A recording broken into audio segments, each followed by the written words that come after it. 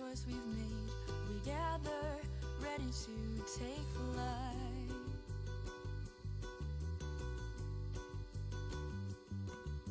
Together with 1,000 others, traveling long and late into the night.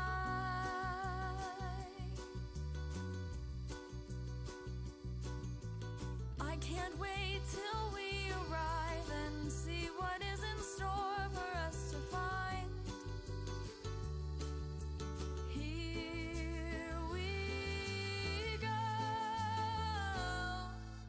leaving land behind.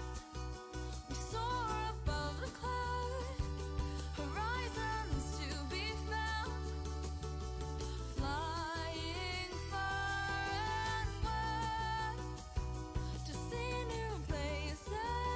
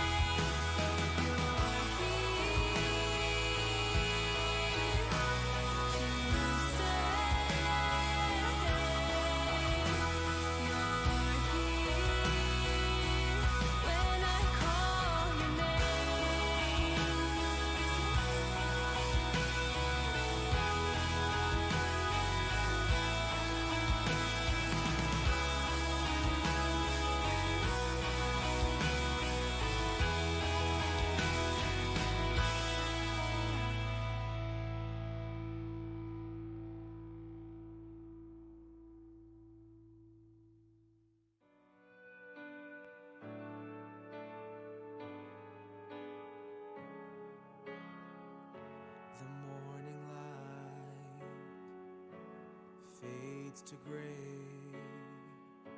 and I can't seem to find my way. Like the blind without a guide, I've stumbled to my... All right. Well, good morning, everyone. Welcome to the third session of Day of Prayer, Practicing the Presence of God. Just to outline our time together for the next hour or so, I'd love to share a few thoughts on what it means to practice the presence of God in the mundane of our lives. And then I will outline the service portion of our time together. And from there, what we'll do is we'll cut the live feed and we'll have you guys go and participate in your service, practicing the presence of God. So to begin our time, I'd like you to think back to your first day of college. That first day when you arrived here on campus.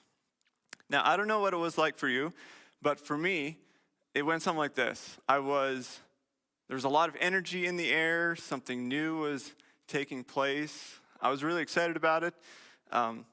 There was the awkward conversations you had with every person you met. There was moving into your dorm room all nicely, and everything is pristine in its particular place.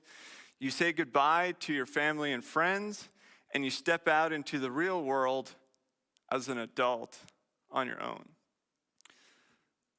It's exciting, maybe a little bit stressful, but it's new and it's an adventure.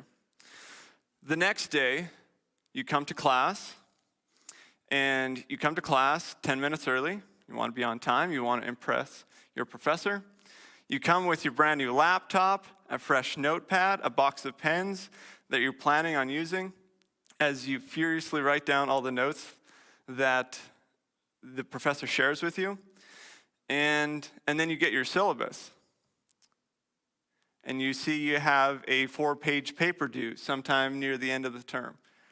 And you're like, I can hardly write 2 paragraphs, yet alone a 4-page paper. But you're like, I can do this. I'm an adult. I'm in college. And time to step into this new adventure. But then you go to your second class, and you get another syllabus and another 4-page paper. And you're like, what have I signed up for? But you confidently, with energy, go to your room, take out your planner, your schedule, start writing down when you need to be working on homework, when you have your social time, when you have your alone time. And you start structuring your entire life for the next number of months. And so it's all exciting, but then you get up, you go to bed, you get up, and you do it again. And then you go to bed, you get up, and you do it again, and again, and again. And by the time week 2, 3, or 4, or maybe month 2, 3, or 4 roll around, things start to become pretty mundane. It's the same thing over and over and over again. And your world looks very different from the one that you experienced those first few days of college. And it's frustrating. It's like, why can I not possess the energy, the excitement that I experienced that first day or that first week and why can I not bring that into month 3, 4, and 5? The reality is that so much of our life is spent in the mundane. Sometimes it's the mundane of routines, doing the same thing again and again and again. Or for some of you, it may be the fact that you had your life all planned out, and then something unexpected happened. Something unexpected took place. And all your plans went out the window. And you find yourself planning and replanning your life over and over and over again. And perhaps the most mundane part of your life is the fact that your life is always marked by chaos and stress. It's the most consistent thing in your life in this season. So regardless if your mundane is simply the same routine over and over again, or if your mundane is the constant chaos and stress of uncertainty, it's hard to get away from the mundane. And the fact is, that doesn't only happen at college. It also happens in the workplace. It happens as we grow up, as children. We live in this period, these long drawn out periods called I can't wait. I can't wait to start school. I can't wait to be done with school. I can't wait to get my driver's license. I can't wait for my car. I can't wait to move out, or I can't wait to get a job. I can't wait to get married. I can't wait to have kids. I can't wait to retire, or I can't wait for the weekend. So much of our life is spent in this period, this mundane period where we are waiting for something. So why the mundane? Why the mundane? Why can't life be constantly full of fun and excitement, thrill, and fresh? So I won't claim to fully answer this question in our time together, but there is a thought I'd like to leave with you before we step into our time of service. And the thought is this, that perhaps the mundane routines of our life are a time of training in which we learn that the blessed life, that the good life God intends for us to live is not found in the nature of our circumstances or our ability to achieve, but it is found in the presence of a loving God. It is in the mundane that we have the opportunity to practice the presence of God. And it is here in the mundane that we see God bring life and beauty out of the ordinary. So the goal of our lives is not to rid ourselves of the mundane, but to be faithful in it and to learn to love God more deeply in it. So, if you find yourself stressed out about school, about your job, about COVID, my hope and prayer is that we can take this time to slow down, take a few deep breaths, and practice the presence of God as we participate in what seems to be mundane chores in our lives. And if you feel like this is just a mundane routine in your life, my hope is that you will take this time to be refreshed by the assurance that God is with you and has the capacity to bring out beauty and goodness out of the simple and ordinary. So, for it is in the presence of God we can confidently say, "The Lord is my shepherd. I lack nothing. He makes me lie down in green pastures. He leads me beside quiet waters, and he refreshes my soul." So as we transition into a time of prayer and service, I'd like to read the quote in the journal. So for those of you on campus, you would have received a journal like this. You'll need that here. Those of you online, you would have received a document with the same content, and so you'll need to pull that up.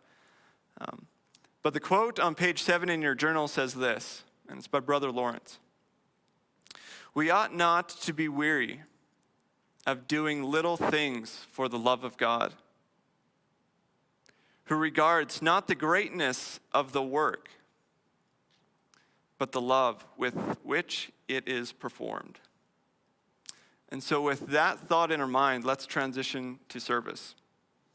So a few logistics and structure.